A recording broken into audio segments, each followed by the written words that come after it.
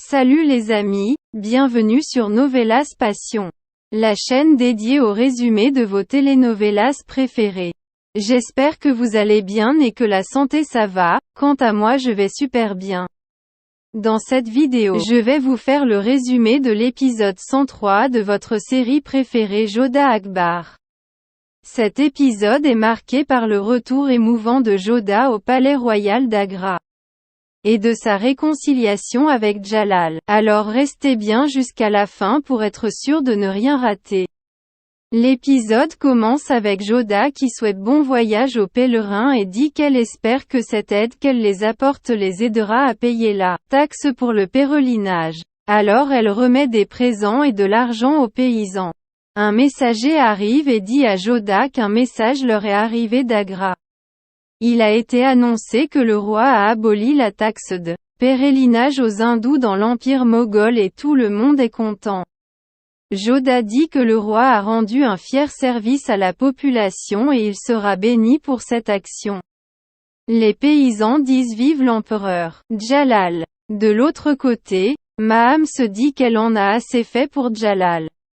Maintenant elle ne se soucie plus de savoir ce que Jalal peut penser d'elle en bien ou en mal. Tout ce qu'elle fera désormais elle le fera pour son fils Adam Khan afin qu'il devienne le futur empereur. De l'autre côté, Jodha rejoint ses parents à table pour le dîner et dit qu'elle a réalisé qu'elle avait fait une grave erreur. Son obstination a dépassé toute mesure. Et tout ce qu'elle a fait n'était pas du tout correct. Benabassi demande si elle est allée allumer une lampe et elle est revenue illuminée ou quoi. Barman dit que c'est très bien qu'elle ait réalisé son erreur à temps. Jodha dit qu'elle veut pouvoir corriger son erreur et rentrer à Agra. Benabassi est contente et lui demande de répéter. Jodha dit qu'elle veut regagner son toit conjugal auprès de l'empereur. Barman dit qu'elle a enlevé un poids énorme sur ses épaules. Il va faire tous les arrangements pour qu'elle puisse partir au matin. Jodha dit qu'elle veut s'en aller dès ce soir sans plus tarder. Benabassi dit qu'elle ne peut pas partir maintenant. Elle partira demain à une heure appropriée. Barman dit qu'il n'y a pas d'heure appropriée pour quelqu'un de rentrer à son domicile. Si Jodha veut rentrer chez elle la nuit alors elle partira pendant la nuit. Ils enverront ses frères avec elle pour plus de sécurité. Alors qu'elle aille se préparer. Quelque temps après, la famille de Jodha l'accompagne jusqu'à son palenka. Jodha entre dans son palanca et leur dit au revoir puis elle s'en va. Le lendemain, une servante interrompt Jalal et Ruqayya qui sont en train de jouer aux échecs. Ruqayya s'énerve et dit qu'elle n'aime pas que l'on la dérange lorsqu'elle est avec le roi. Jalal dit que ce n'est pas bien d'être aussi fâché. Alors qu'est-ce qu'il y a? La servante dit qu'il y a un message pour lui du royaume d'Amer. Ruqayya lui demande de s'en aller. Ce n'est qu'un message et ils peuvent le lire plus tard.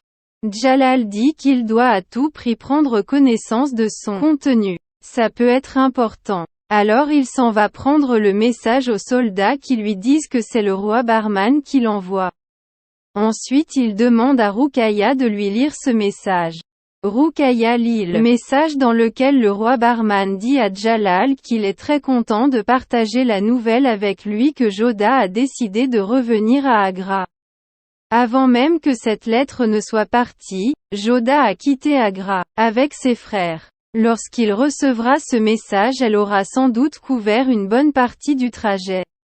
Jalal est content et dit que cela veut dire que Jodha l'a pardonné. Le Seigneur a finalement exaucé ses prières. Il est tellement heureux aujourd'hui. Ensuite il dit à Ruqayya qu'il jouera aux échecs avec elle une autre fois.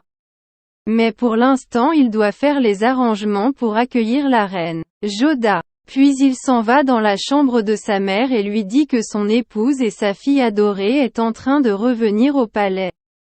Hamida est très contente et lui demande de répéter. Jalal dit qu'il vient de recevoir un message depuis Amer qu'il apprend que Jodha est en route pour Agra. Hamida remercie Dieu pour cette bonne nouvelle. Ensuite elle demande à la reine Salima de la pincer car elle ne veut pas ouvrir ses yeux et découvrir que tout ça n'était qu'un rêve en fin de compte.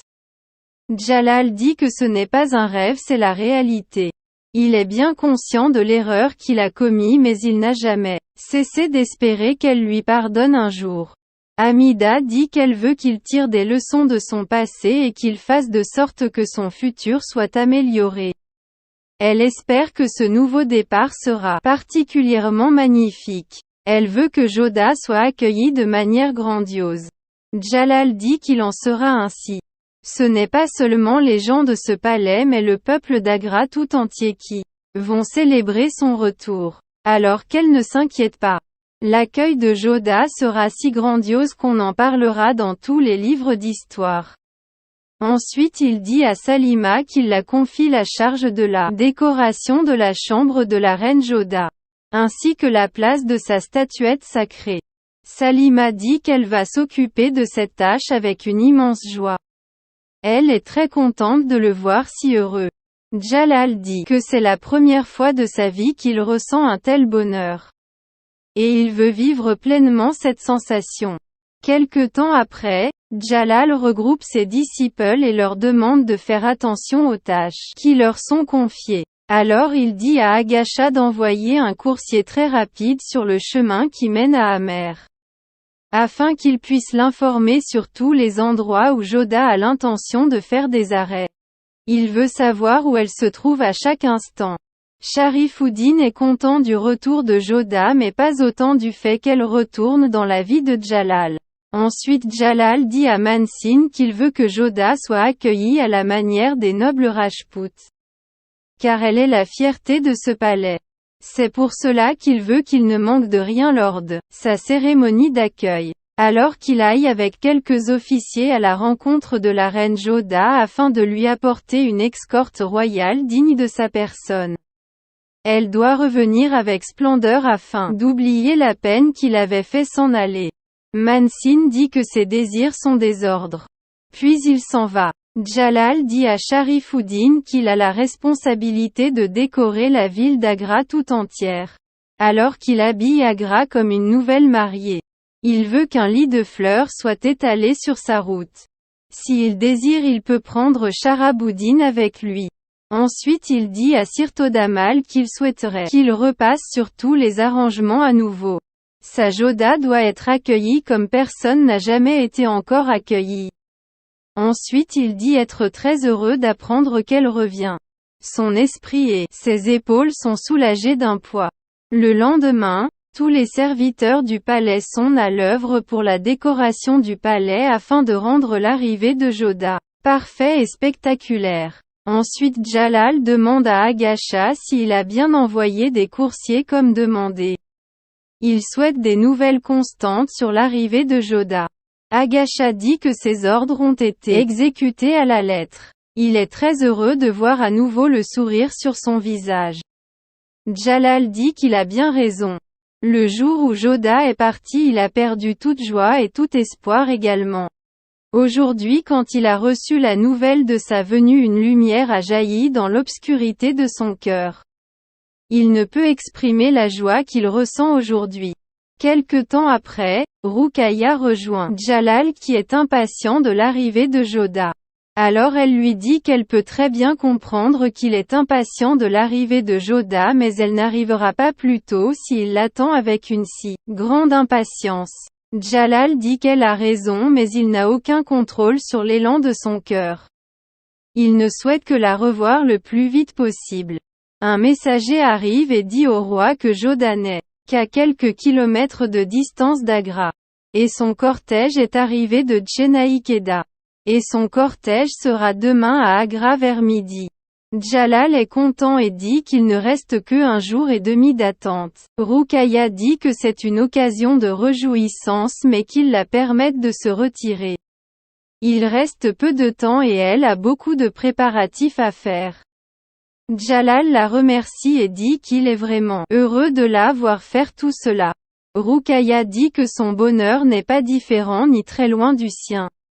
Ensuite elle s'en va voir les servantes du palais et leur demande de se rappeler que la décoration du palais doit être parfaite. Et aussi que l'on cuisine les mets que Joda préfère. Maham arrive et dit à Ruqayya qu'elle a l'impression qu'elle n'est pas en bonne santé. Est-elle réellement en train de faire les arrangements pour accueillir celle qui a essayé d'usurper sa position? Ruqayya dit que jamais personne ne pourra prendre la place qu'elle occupe dans la vie de Jalal. Et en ce qui concerne ses préparatifs, elle fait tout ça pour le bonheur de Jalal. Parce qu'elle a enfin réalisé qu'en s'opposant à la reine Joda elle va tout simplement répéter la grosse erreur qu'elle a commise envers Jalal. Maham dit qu'elle aurait dû lui dire qu'elle avait peur de Joda, elle aurait pu comprendre. Ruqayya dit que ce n'est pas de la peur mais de la sagesse.